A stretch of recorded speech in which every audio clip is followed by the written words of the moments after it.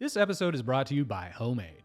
What is Homemade? Well, glad you asked. Homemade is a turnkey house flipping service we've built to solve the needs of aspiring flippers like you who want to get started in house flipping but want to do it with the backing of a professional and experienced team. We've designed Homemade so that our team will be with you through every step of the house flipping journey. Our team will deliver investment-grade properties straight to your inbox, Work with you to design your project to maximize ROI, oversee all the renovations, and handle all permitting requirements. and along the way, we'll hook you up with our vetted network of service providers to help finance, insure, and stage your property. Once the project is wrapped, we'll be with you arm in arm to execute your exit plan, whether that's through a sale as a flip or holding the property in your personal portfolio as either a long or short-term rental. At Homemade, we've taken the outdated and frustrating house flipping process and turned it into a seamless and rewarding experience so that novice and even seasoned flippers can have access to this investment class without having to delve too deep into the nitty-gritty everyday headaches that this business often entails. At Homemade, we do the heavy lifting for you.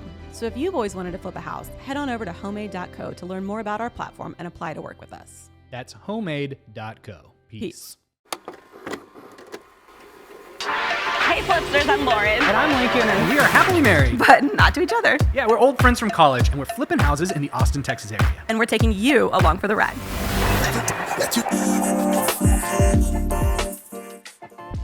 All right, hey Flipsters, welcome back. Episode 6. Can you believe it? Episode 6 of the Austin Flipsters podcast. We have lasted 6 episodes, people. Thanks for sticking with it, you guys. If you're not subscribed to the podcast, get subscribed. Yes. So how are things? Are you ready for Christmas? Yeah, we're doing this in late December. We're about a week out from Christmas. I'm getting ready. Are you all, you've got all your gifts? My wife has gotten all our gifts. And then it's a burden because you got to get the wife a gift. That's my only responsibility. Poor you. Yeah. Have you seen that SNL Mom on Christmas skit? Yeah. Oh, yeah. The family's doing everything. The family's like, I got a drone. I got a toy. I got a whatever. I got this robe. It's like, yeah. It goes on and on and on. She just gets the robe and the empty flat stocking. That is, yeah. You have stocking gifts?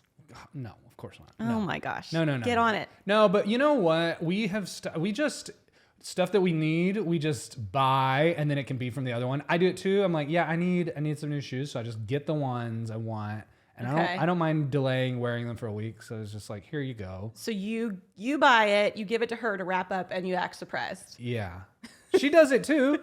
We're in on it. This is how lame Do we you are. get anything that you don't know what it is? Rarely. Really? One year we got each other a mattress, and we were both Stoked. stoked. We were so stoked to have a new mattress because it was like we were sleeping so poorly. You're officially old. I know. You gonna get a vacuum this year? Or No. a toaster oven? No. We have a cleaner for that. Neither of us know how to vacuum. What are you? Are you prepared? Are you the one? Are you having to do all this shopping? I got a lot done this weekend, so still need to wrap some things, but I think I'm done. I'm officially like stopping spending money. That's my, I get to that point where it's like, enough's enough. Yeah. Let's just be done here. But yeah, we also figured out too that we're not doing it this year, but giving our kids a vacation is also a hack, because we were like, maybe gonna do a spring break trip anyway, but get some mileage out of it. Mileage out of that. Pro tip for y'all out there. That's how you save money on the Christmas gifts. We are doing that since this will come out in January. It's safe to say we're doing the same thing with a phone for my daughter. Oh. We're like thinking about getting her a phone anyway, and we're like, well, if we do this, we get some Christmas mileage out of it. So cheap. You're cheap. You're so cheap. There you go. Oh man. But then that's the problem. You get the phone, then you got to get something else equally valuable for the other ones because they know. Oh, they know. Point. They know. That's the trade-off. I know. We had the same thing. My son needs a new phone, and I was like, he's got a birthday in February, man. We need to. You gotta stretch this out. Think about the long game. Mine has a January birthday, which I haven't thought about. I'm like, we'll figure that out in January. How was you? You just had a birthday too. I did just have a birthday. Happy belated. Thank you. Yeah. Entering into my last year in the 30s. Wow, so old. So I'm so old. We didn't ask Massiel. How are you ready for Christmas? This is producer Massiel. Are you getting ready for you're taking a trip with your boyfriend, right? Yes. So we have already opened presents, me and him. Already? Oh. Whoa. So I don't What'd you get? Well, okay, I got I got a few things. I actually can't remember them because I feel like I'm put on the spot now. Yeah, whoops, sorry. He bought me new shoes. Very meaningful. Did you pick them out? I did. See, Okay. everyone does it. Everyone gets what they want and then Magic of Christmas. has their partner Dead. give it to them. Yeah. I got shoes. Oh my gosh, I'm blanking. I feel so bad. Chris, if you're listening, I Well, it's appreciate okay. all the She gifts. loved everything you We get. got to see Chris at the Christmas party. We had a lot of fun with him. That was a good time. Yeah, he was doing great. But yes, to answer your question, we're traveling to Lubbock, my hometown, and then we're going to his parents' house in Burnet, Texas. So lots of traveling. Plot twist, we don't know if we have a car to drive it. Oh. His car is currently in the shop, and it's always the thing where you take it to do one thing. Yeah. And then there's it's like 30 all other the other things. Yeah. things. So Yeah. we don't know if we'll have a car for Christmas. So either way, we're going to try and get there. Stay tuned on how we get there. Are you going to do later. the Lexus December to remember and Yeah, just maybe put a a big giant bow. bow on a new car and that can be Oh my your present? gosh. Maybe I just wonder all if a we could setup. prank. What if we can prank our parents if we get a rental car? Yeah, you This is should my get- new car. Yeah. Yes, That's a good idea. yes. All right. Let us know how that goes. Thanks for asking. Yeah. Speaking of the Christmas party, you met a fan at the Christmas party. Somebody ran into you and recognized you at our Christmas event. And I met a couple fans. yeah, you were getting recognized right and left out in downtown Austin. Yeah, no, it was the craziest thing. We check into our hotel where our party was downtown. Check into our hotel, and the girl was like, "Austin Flipsters." As soon as I just like walked up, it was like automatic, and I was like, "Whoa, hey, yeah, Back hey." up off. She was really awesome. Shout out Karen. But yeah, no, it was funny because that does not happen very often, and then She it happened hooked you up twice with in a row. a sweet room, didn't she? Yeah, well, she did. She was like, "Can I give you this?" Or she was like talking to her associate or whatever, and she's like, "I think we should put him in this room." And then I get the key, and it says 3, 2, 1. So Oh, man. She's Yeah. a big fan. Big Yes. fan. That's the big reveal countdown. yes, the big reveal. So that was fun. And then we went to a bar ahead of the party, Yeah. and as we were leaving, a server who was not our server but a different one came up to me and was like, "I'm a huge fan of the show, and I've been fangirling on your partner." Oh. And yeah, which I guess is you. I would hope so, yeah. And she was like, "It's so funny because on the show you say you're happily married but not to each other, and here you were with your spouses." It's true. It's true. Our spouses like each other too. Yeah, exactly. So Wow. anyway, it was fun. Well, a big moment But for it was you. like, it was a big moment because it was like Wow. other people were there. Right. Validating your husbands can see you're not just making this up when you tell them. exactly. Yeah, I also that's got fun. recognized at Chipotle this weekend too. Oh, So I'm just wow. racking them up at this point. Gosh. Racking Power of them celebrity. up. What are you what you watching these days? What are you into? I was thinking about this. I have not been watching that much stuff. Still into the Gilded Age. Oh, yeah, A lot still going going on down that. there. But I haven't been watching as much stuff. What Oh, we about you? started lessons in chemistry on Oh, I am reading that book. So I'm waiting to watch that. till I'm Okay. done Okay. reading. So are you through the book? No. Spoilers? No? Still Yeah. still there. Okay. Well, I'm about halfway through the season. I'm about halfway through the book. Okay. What's I happened so don't far? want to spoilers, but she may have given birth. Is that too much of a spoiler? No, that happened. That's already That's happened pretty in the book. okay. Yeah. Yeah. That's where I am. She just Okay. gave birth. Or whatever. Has she gotten her show yet? She's been approached, but she Okay. has not accepted it. Okay, that's exactly where I'm at. Well, there you go. Cool. Are you a Brie Larson fan? Do you like Brie Larson? She's okay. Well, I don't know. Yeah. I haven't watched. She's in the Marvel movie. I'm not into Marvel. I'm not Yeah. into that either. I don't know. I don't want to speak ill of Brie Larson. She's in Nissan commercials too. I don't. Hold on, I gotta Google her. Do you know who she is? Okay. Yeah. She's very very pretty actress. I don't know that How we old would do you be, think she is? I don't know that we'd be friends in real life. How old? Mm-hmm. I bet she's 31, 34. 34. Yeah. Anyway. So it's good. Well- You recommend it. Thanks for playing. How old is this actress? We Lincoln play and it Lauren. every episode.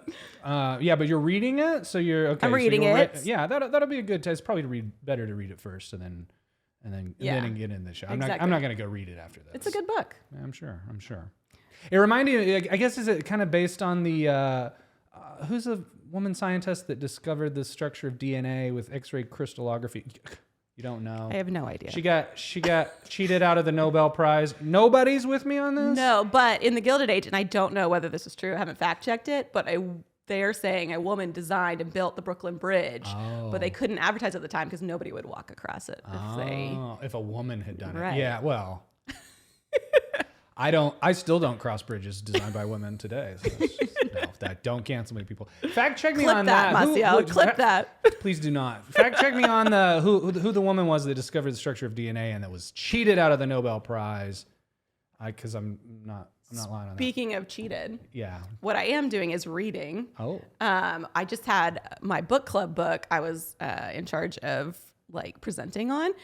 Hold on. You're in charge of the book club? No, I am in a book club, and then every once in a while, you say books you want to read, and if you suggest the book, then you have to like talk about it. Give a book report? Yes, basically yes. You got to go in depth. Okay. The Wikipedia, the whole deal. What book did you suggest to your book club? A Christie Affair. Oh. Do you know Agatha Christie? Have you heard of her? The murder mystery novelist? Yeah, I'm familiar. Okay, so she is one of the best-selling novelists of all time. All time. Her book, And Then There Were None, was like 66 million books or something back in the day. Maybe more than that. I don't even know that. She's the Murder on the Orient Express? Yes. I know that. I don't, okay, yeah. I don't know And Then There Were None. You don't know And Then There Were None?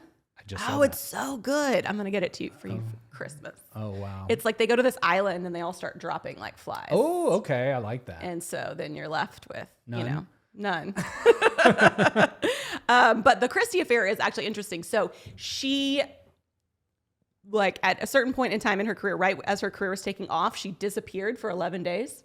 Oh, okay. And nobody to this day still knows the true story about what happened. So a lot of people think it was like a publicity stunt because she got a lot of press after that and became really well known. Makes sense. But it was the first time they ever used like airplanes in a manhunt. Oh. She was all over all the papers. They thought they were going to spot her from the air? I guess. I don't know. They were just like, this is novel. What happened to her? Is that a So spoiler? her husband... Did she die? No, she went on to be, she lived until the 70s. They found her and still don't know what happened to her? Because when they found her, she said she couldn't remember what happened. And so they're saying it's like this amnesia state that can happen where you like are prone to traveling and you don't know what's happened. But basically her husband had asked for a divorce right before. And then she disappeared. They found her at a hotel where she had checked in under her spouse's lover's last name. Oh, so she knew who the mistress was. Yeah, it was a friend of hers. Oh. And so was she trying, so maybe was she trying to kill the mistress? Well, people think she was trying to frame her own murder, like to get her husband in trouble or something like that, or just at least embarrass him. And then she chickened out or something? They found her. So she couldn't pull it off in time? Yeah. So exactly. So this book is a historical account of what happened during those 11 days, why it happened. It has a whole twists and turns, and it's quite good. I see. Okay. Oh, no, this is I know what happened. This is obvious. Clearly, two birds with one stone. Your husband's having an affair. You want to burn her down. You need to raise some money for the divorce because you're going to be single soon. So gotta launch your career. Yeah, launch your career. You fake a disappearance, hype up them book sales, and then maybe along the way you could frame the mistress. You sound like somebody who writes murder mysteries. I've been writing my own murder mystery. How did you know? I'm writing. Yeah, I am for the second. This is serious. Like for the second year in a row, I'm writing a murder mystery for my family to play. It's a murder mystery game, dinner party game to play for Christmas. I think, is it too late to YouTube this? Like you should have Chico film everybody. No. Yes, this would be awesome. It's way too intrusive. And no, this is not possible. This is not possible. I have a lot. I think that'd be a hit. It was a hit last year. Okay. My wife was the murderer last year. Spoiler alert. This year, I can't say who. Well, okay. I probably could say who the murderer is. This episode's not coming out. Can I guess who it is? Yeah, please do. Please guess. I think it's the Weissman. Ike Weissman. Mm-hmm. So it's all themed on. So all the characters. It's called Murder in Bethlehem. Mm-hmm. My wife's pregnant, so we're playing Mary and Joseph, but it's not, it's like modern day. Every character is kind of based on it. So one of the characters is Ike Weissman. He's like one of the three wise men, and he's an astrology professor. My brother's playing his part. He is not the killer. He's not. Well, I didn't really like read through it all, just the picture. Yeah. Kinda. Do you want to know who it is? Yeah. And why? Okay. So it is Gabe Angel.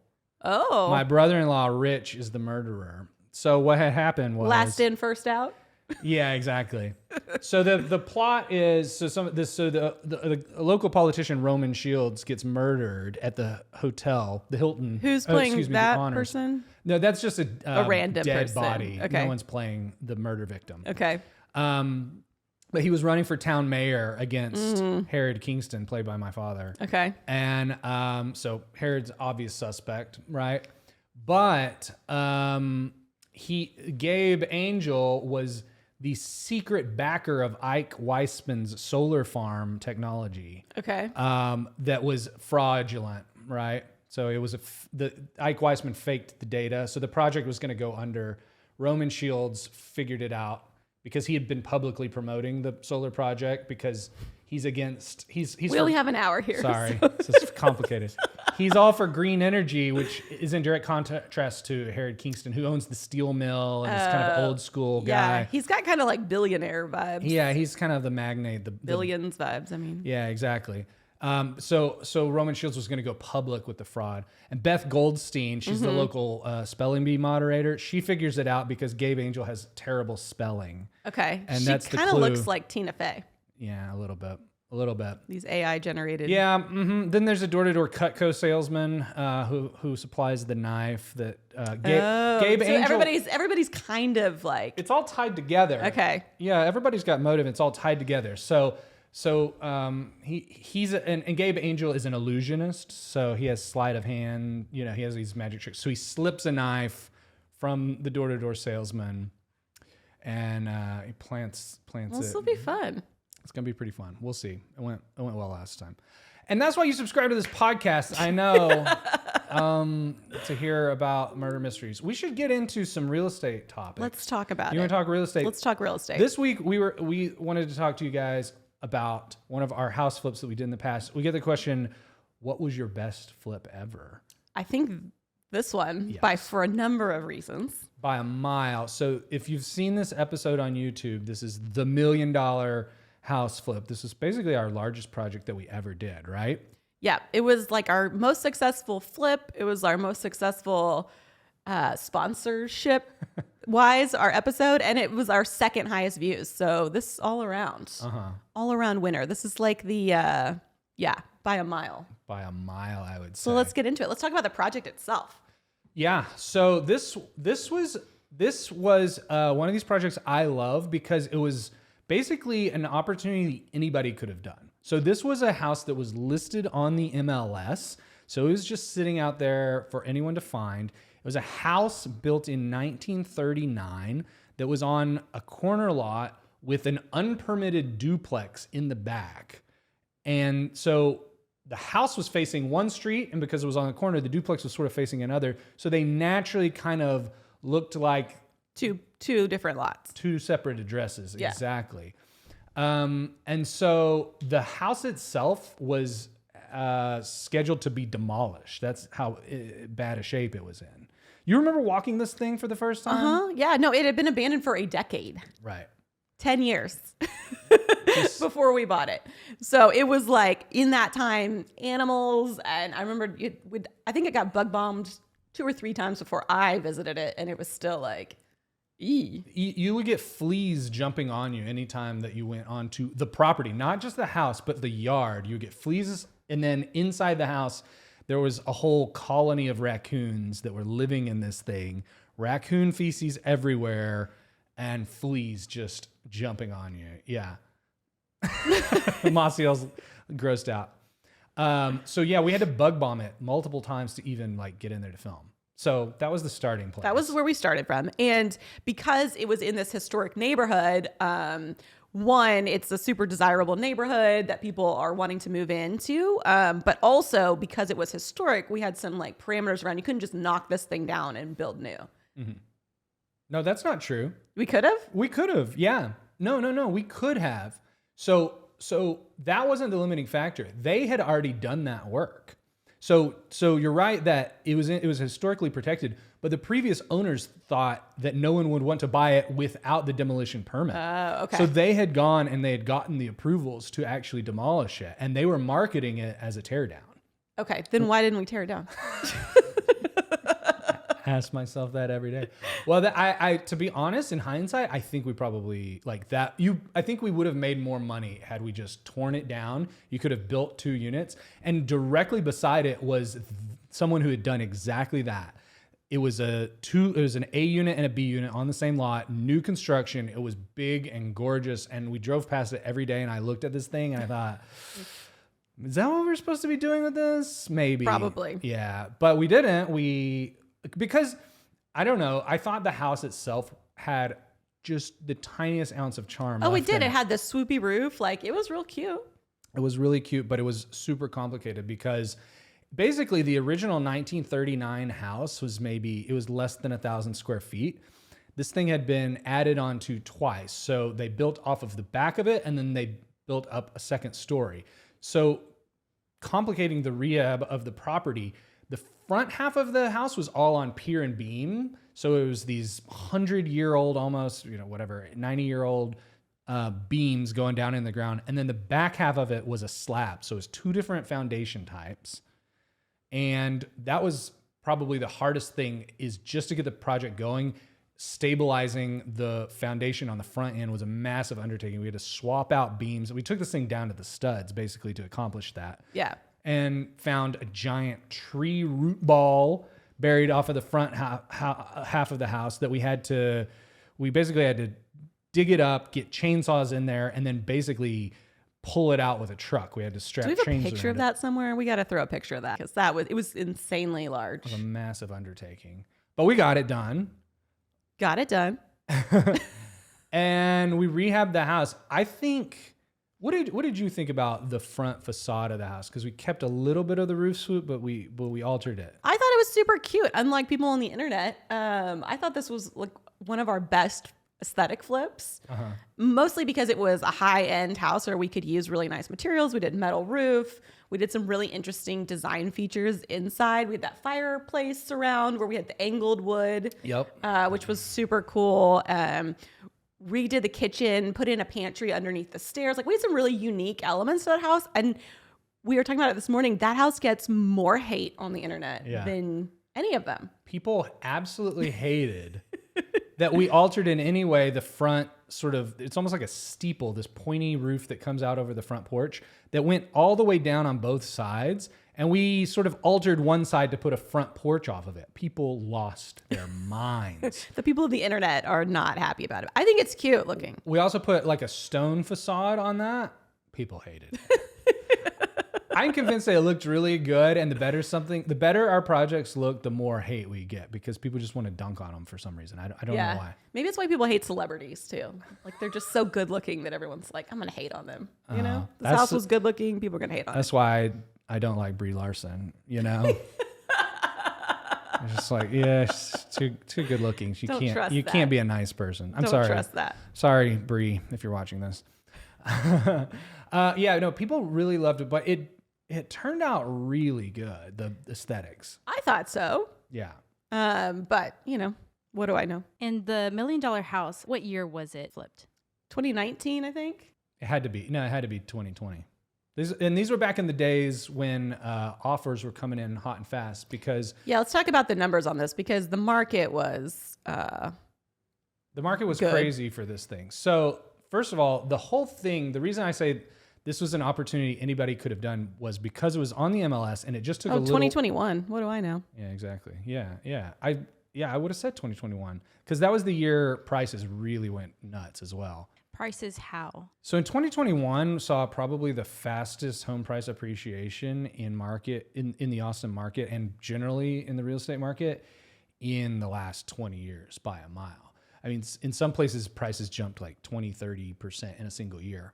And when we went to sell... Well, and it was a combination of pent-up pandemic demand with low interest rates. Exactly. Money was cheap and available, and people took advantage of that. Yeah, people were buying up houses right and left because they wanted more space. They wanted home office. They wanted home gym because they'd been living through it all. And they had, to your point, they had savings from, underspending during COVID because they weren't out traveling about. And a lot of people had flexibility with their jobs, so they could move wherever they wanted. So Austin saw a huge influx of people from more expensive areas like California that were coming here, driving up the price. Mm-hmm. Yep. And the buyers of this house, they paid all cash for it. So this was in one of the most expensive parts of town. So this was in Travis Heights, just directly south of downtown, really close to downtown, premium neighborhood. And what we ended up doing is we put in a condo regime for the property so that we could sell the front house and the back duplex separate from each other. Let's talk about what is a condo regime. What does that mean? Well, glad you asked, Lauren. So a condo regime is when you put in place an agreement between common owners of a property where they have individual rights to parts of that property. So obviously this is common in condo buildings, but you can actually do this on individual lots. So the city of Austin won't let you subdivide a lot into a smaller legal lot that you could then sell off, but you can condoize it. So basically you can sell the rights to half of the property and sell the other half of that property independent of that. And then the owners of both of those collectively own that parcel, and they have to collectively pay the taxes. They have to agree on all these sort of common, HOA type things of how they're going to manage that collectively. And so we set up a condo regime to basically put in place that agreement so that when you bought either the A unit or the B unit, you knew ahead of time what you were agreeing to when you bought that property. So that's what we did with this one. And it worked particularly well because the way it was positioned on this lot. So we ended up selling off the back half. The back half, we did very little to fix up. Yeah, we wanted to make a video about it, but it was not worth it. And the problem with the back half, I think in today's market that's like slower and more demanding, I don't know that you could get away with selling that back unit. It was very small. It was basically 2 units that were only like 500 or 600 square feet each. And the idea was that it would be sort of a rental unit and income producing, maybe for the person that bought the A unit, but maybe for just an investor, or you could do it as a short-term rental. But there really wasn't enough room to build a new B unit and get your money out of that. So we sold it as is, as just a rental. And I was a little nervous. That was definitely harder to sell than the house. The house flew off the shelf, but that B unit was tricky. So yeah, let's talk about sort of the numbers for the whole project. Because as we mentioned at the top, like this was a really good project in and of itself. Right. So purchase price was $770. That was for both units. Right. That was for the full thing. When was the second unit built? Do you remember? I mean, the first one was like 1939. But 1939. It was almost as old. Really? Yeah. Okay. It was super old. And it had been redone a couple times. And I think the second story was added to it as well. But it was very old. Okay. So purchase $770, remodel. This one was expensive, $520,000. Yeah. Basically took it down to the studs. As I mentioned, it was top of the line, everything. It was basically a whole brand new house, including framing, the exterior, the metal roof. And we went really high end with it too, because it was a premium property. So yeah, it was very expensive. And that also included the rehab on the back unit, which we did spend. I don't know how much of that was the back unit. Mostly paint and stuff like that. It was that. like a little bit of paint. We did have to do some repairs, but I bet we still spent maybe $40,000 or $50,000 on just that back unit, getting it livable. Yeah. Okay. So total investment in the project, 1.29, and then sold the main house first. Yeah, I think we sold no, I can't remember which one we sold first. You just said you had a hard time selling the back unit and that the front unit flied. Well, fact checking you on the spot. Well, that's true, because we got the back unit listed first because we didn't have to do much to it. Okay. So I don't remember the exact time. So back house sold for $430,000 for a really dinky B unit duplex. But to get into that neighborhood, there's nothing even close to that price point. So it's kind of one of those. No, and you're so close to downtown. I mean, the rent on each of those units still was probably $1,500 to $2,000 per unit. Right. Which is crazy. Yeah. So still a good deal. Seems ridiculous, but. Yeah, well, it was ridiculous. And then the main house actually sold for $155,000. So total was $198,000. And after closing costs, profit of $591,000. Yeah. Those were the good old days. Those were the days, man. If they could all be like that, it would be insane. Yeah, and I think we originally underwrote probably $200,000 or $300,000 less than that. Yeah. We got we sold the front house. We listed it, let's see. We listed it for 1.2 or 1.3. And the very first week we got an exploding offer on it. Somebody offered What's an exploding offer? An exploding offer is when you're really worried that someone else is going to come in and make an offer above yours. So you say, my offer explodes. It expires at, midnight or this 5 p.m. on this certain day. Take it or leave it. Take it or leave it. I want you to show this to no one else. I'll make you the best offer. The best offer you're going to get, but you have to take it right now. And we did. Somebody said, hey, I think this thing's going to go really quickly. I don't want anybody else to see it. I want to offer you basically $250,000 more than what it's listed for. That is so crazy. But you have to take it right now. Yeah, take it. Take it, money and run. Yep. Every time. So we did. We took it. And I think, realistically. And it was cash, right? It was a cash offer. Yeah. Very quick close. It was a hell of a deal. And, the question when you take an exploding offer is, are you leaving money on the table? This offer is expiring. They want me to take it right away. They want pressure on me. The only reason they do that is if they're worried about a better offer coming along. True. So you really got to weigh the pros and cons of doing that. I think it's like a bird in the hand versus. Right. I think the flip side to that too, and why that's sort of a game of chicken between you and the buyer is because if you go through that first weekend and you don't walk out of it with multiple offers and offers that are better than theirs, and you come back to them, suddenly they're going to know. They're going to know. And that exploding offer is not going to be what it was before. It's going to be much less. So you're playing a little bit of a game of chicken here. And, you could say we chickened out, or you could say we took the bird in hand, you know. And, my rule for real estate is you can never go broke taking a profit. So, this was basically double the outcome that we thought we could get out of it for a lot of work. I was ready to be done with the thing because it had given us so much trouble on the construction side. I think we made the right move, to be honest. Yep.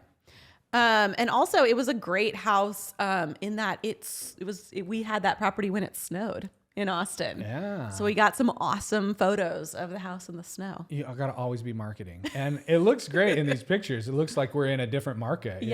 Like Wisconsin or something. I know. Very fun. Let's talk about the video on it. Yeah, let's talk about the video. It did really well. Yeah, it's our second highest performing video. Mm-hmm. Let's see. Yeah. Check up the views. It's the second highest behind. 1.95. Wow. So almost 2 million people have watched this episode. Yeah. That's pretty wild. That's crazy.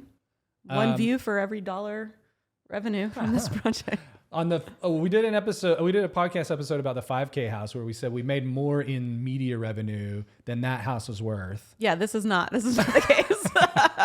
We got a long way to go to make up that much revenue on this one, but it did really well. And again, the clickbaity title, right? So everybody loves titles with a little bit of money or a lot of money. Yeah, right.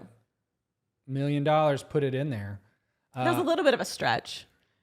Also, well, the house was worth $1 million. No, we spent, what did we say? We spent 500, 520 on the rehab. Well, true. Plus, but we had to buy price. the house. Yeah. So it was, our total investment was 1.29. Okay. There you go. It's not clickbait, Lauren. We delivered the goods.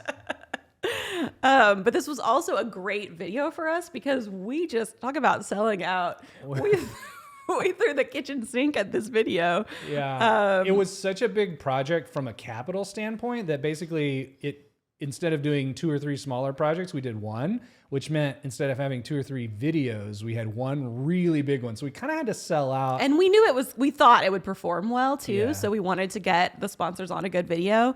But yeah, this was crazy. So we had Simply Safe as the title sponsor and we did a lot of videos with them, including 5K House. So they got some winners. They got a hell of a deal. But we worked with this couple out of Canada. They have a furniture website, I guess, and a store. Yeah, they have a physical store and they sell furniture online. It's called LD Shop. Yeah, they're really good stuff. Super cute stuff. We followed them on Instagram. They're kind of influencer furniture folks. So they made for a good collaboration.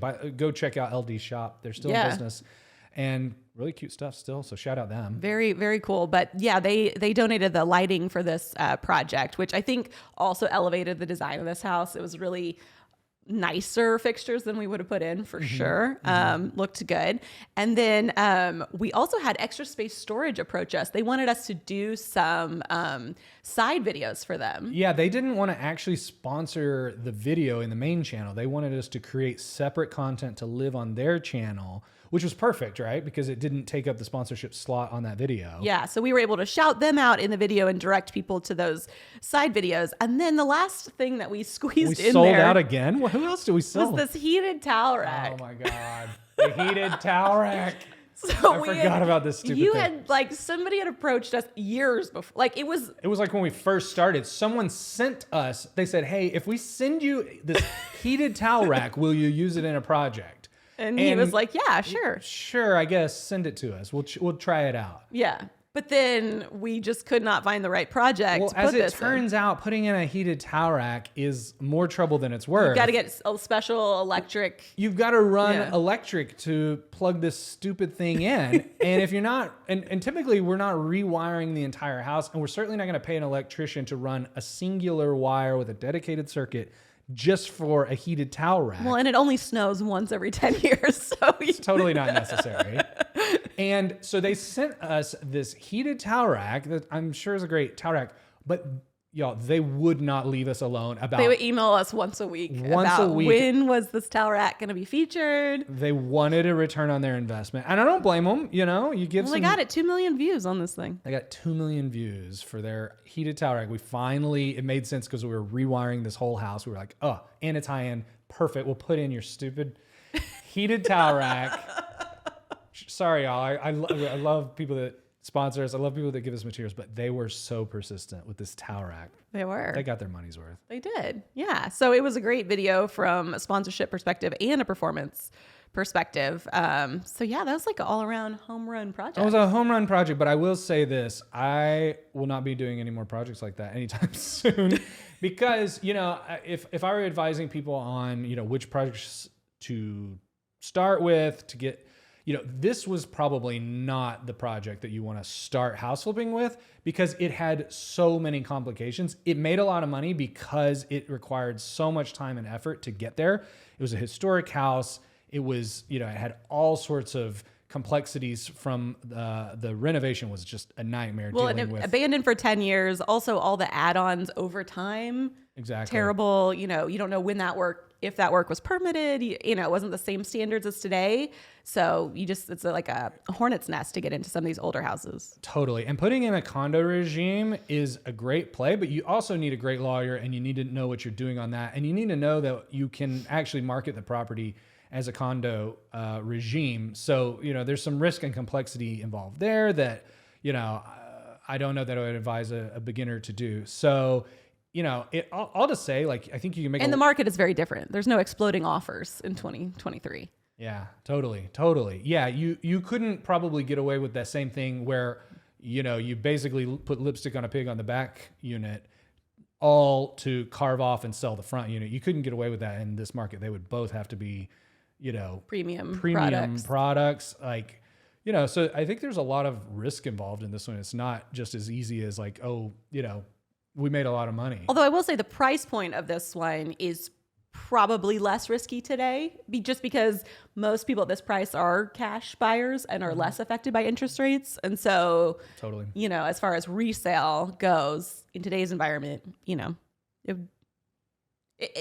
people still want to live in Travis Heights at the end of the day. So yeah, totally. And my friends that are sort of luxury realtors in the Austin market have said something like 75% of their premium listings, i.e., you know, houses $2 million and above, are going to all cash buyers because they don't need to finance it. They've got the cash. They don't want to pay the high interest rate. So, you know, it is a niche segment, and you know, the high-end luxury flip market has always been feast or famine. I think for folks, it's high risk, high reward because you can really get out over your skis fast. You're highly concentrated in single project or just a few projects. So you got to really know what you're doing. And those buyers that buy luxury properties are the pickiest. So, you know, where you might be able to get away with a few little, you know, boo-boos here, little oopsies there on a lower end project and be forgiven in that market, those high-end luxury buyers are not forgiving on those products. they're spending top dollar. They expect a premium product. So you really got to know what you're doing on the execution for those things to make money in them. So if you're going to do a project today, what kind of project would you do? So if I were starting a project today, I would not start with a high-end luxury home. I would start for these bread and butter, singles, doubles kind of projects. We're talking, projects that were built after 1970, 3-bed, 2-bath, between 1,200 and 2,500 square feet. These are the exact kind of projects that we put our clients in HomeAid for this reason. They're simple, they're repeatable, they're reliable. They're fast. They're fast. They have consistent returns, and they don't have a ton of operational complexity, and they don't have a ton of buyer risk on the back end. There are plenty of buyers for these things, and they have much less permitting risk. So overall, they're a much safer, more reliable investment. And once you get a little bit of you get a few notches in your belt, then you can work your way to more complicated plays like this $1 million house flip where you're condoizing the lot. You're taking on a complicated rehab. You're doing it in a premium luxury part of town. But, we did several projects for years before we tackled a project of this scale and complexity. Yep. And it worked out. You don't go broke taking a profit. That's right. So I have a few things. All right. So the person you had me look up, Fact check. Rosalind Franklin. Yes. Rosalind Franklin. And then I have a newbie real estate question. Okay, yes. Yeah. So someone who hasn't bought a house, how does cash offer work? Like, are people like mulling like suitcases of cash, or like you go to bank? How does the bank Just work? like what's that duck McDuckerson or that Scrooge McDuck? Just like Scrooge McDuck, they're opening up a briefcase Here's full my of cash stacks of offer. cash. No. That's so antiquated. Today, it's Bitcoin. It's a thumb drive with Bitcoin on it. And you have to verify it by plugging in the USB. No, so the way a cash offer works today is a little bit of smoke and mirrors. Really, it's not necessarily all cash, although it can be. So when somebody's making you a cash offer, really they're just saying, this offer isn't contingent on me getting financing from a bank. More often than not, they're liquidating funds to come up with that cash. Sometimes they're getting a private lender that lends on that property, so they're still getting a loan on it, but they don't have the right to back out of that property because of the financing contingency that they would with a normal 30-year mortgage. So they may still have a loan on it. They may do it all cash, or they may take it down all cash and put a loan on it after the fact. But really, when someone's saying this is a all cash offer, that just means I don't have a financing contingency on it. And so from a seller's perspective, an all cash offer is a better offer because there's not the risk that it will fall through if you don't get the financing. So in a normal offer, if you're getting a loan, you would say, hey, I'll buy this house for $400,000 contingent on the fact that I get a loan for $350,000 or whatever your loan amount is. The bank could then say, no, sorry, we're not going to give you that. And that offer is no good anymore. Whereas with a cash offer, you're saying I'm buying this for $400,000 no matter what. So it's like a safer offer. Yeah. From the seller's perspective. And to backtrack just a hair, so going back to the $1 million house, so you had mentioned at the beginning that the back lot was constructed illegally. Is that what did you mean by that part? Yeah, exactly. So the back half was an unpermitted duplex, meaning they had built the back part of that lot, but they didn't go to the city and get the proper permits on it, right? And so a lot of the times, something that's been like that forever and ever gets grandfathered in. So it's a non-conforming use, meaning it doesn't match the zoning of it, but it's been around for so long that you kind of get away with it, which is a riskier proposition too. And so the person buying that had to be okay with knowing, eventually the city could, ask me to modify this or tear it down or whatever. I think the play with the person that bought the back half of that lot, or if I were buying that and thinking, what's my risk reward? Really the value in that was in the land. So the structure itself was worth very little. The only value that structure had was in the cash flow that it could produce, basically in the interim between when you bought it and then when you ultimately tore that thing down. Basically, one day, once someone put together the capital or it had appreciated enough, someone's going to tear down that back unit and build a nice, second unit to the lot back there for somebody to live in. But in the meantime, you get a little bit of cash flow, and it's really sort of an appreciation play for the land. Yeah, cool. Well, thanks for answering my questions. Yeah, of course. I like Massiel's real estate newbie. I know. On the back Love half. it. Thanks. Cool. Well, thank you guys for sticking with us for this episode of the Austin Flipsters podcast. If you're not subscribed to the Austin Flipsters podcast, what are you doing with your life? You're making some very poor life choices, but no judgment, judgment-free zone. But please subscribe to the Austin Flipsters podcast, and I guess we'll catch you guys in episode 7. All right. Peace. Peace.